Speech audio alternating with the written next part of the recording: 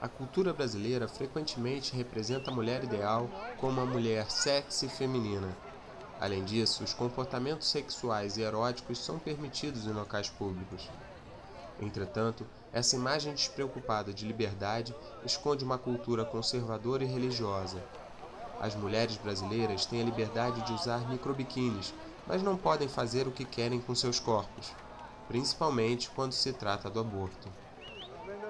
A sociedade brasileira ela é hipócrita, porque ela pode estar com um botãozinho aqui na ponta do peito, mas se ela tirar aquele botãozinho na ponta do peito, ela pode apanhar na praia, porque o peito está de fora.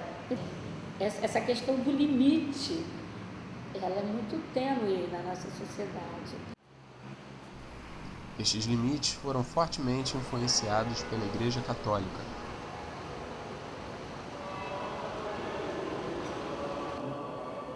Infelizmente, no mundo inteiro, por ano, existe um número elevado de abortos. A mulher tem a liberdade de não querer ter um filho, mas ela não tem a liberdade de matar um filho. Você pode matar uma criança no seio materno, por que não pode matar essa criança assim que ela nasce, ou quando ela tem 8 anos, ou até 80 anos? E se ela não quer porque não tem condições de criar, e muitas pessoas, muitas mulheres querem ser mãe e não podem porque são estéreis. Mais de 70% dos brasileiros são católicos, e o sentimento público reflete a opinião da Igreja.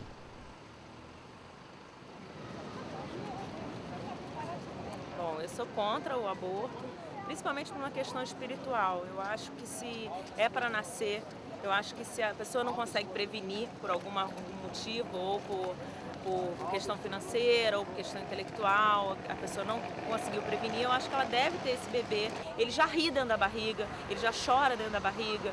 Então como é que uma pessoa vai abortar uma pessoa que já existe ali dentro, e já tem motivo para existir ali dentro? O aborto é apenas permitido em casos de estupro ou risco de vida para a mãe. De outra forma, é crime punível, com até 3 anos de prisão.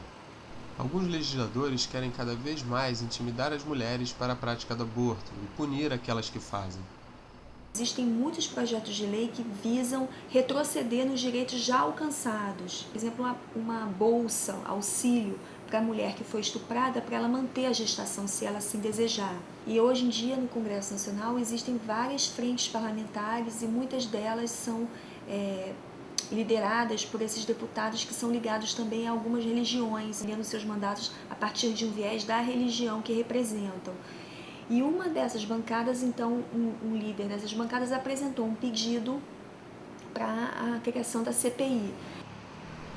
Este comitê parlamentar investigaria denúncias de aborto como se fossem crimes contra a sociedade, tal como a corrupção.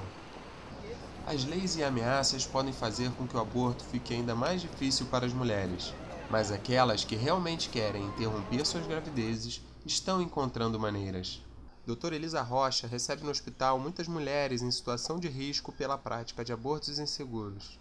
Existem várias técnicas que são até passadas entre amigas, de mãe e filha, né?